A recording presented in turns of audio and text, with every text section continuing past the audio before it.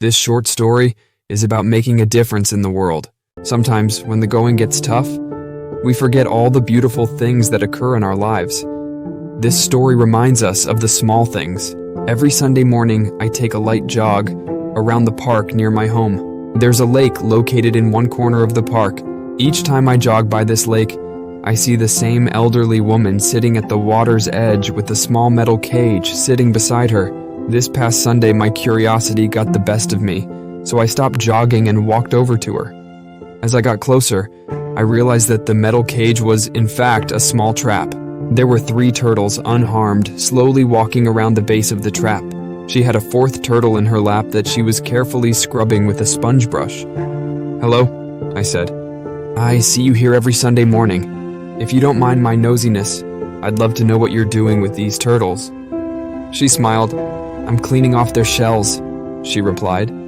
Anything on a turtle's shell, like algae or scum, reduces the turtle's ability to absorb heat and impedes its ability to swim.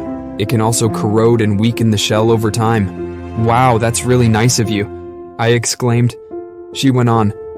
"I spend a couple of hours each Sunday morning relaxing by this lake and helping these little guys out. It's my own strange way of making a difference. But don't most freshwater turtles live their whole lives with algae and scum hanging from their shells?" I asked.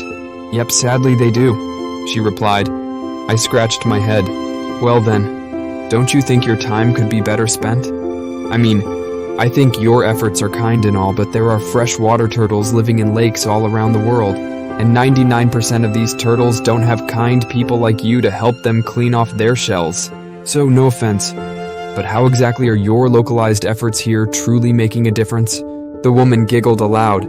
She then looked down at the turtle in her lap, scrubbed off the last piece of algae from its shell, and said, "Sweetie, if this little guy could talk, he'd tell you I just made all the difference in the world."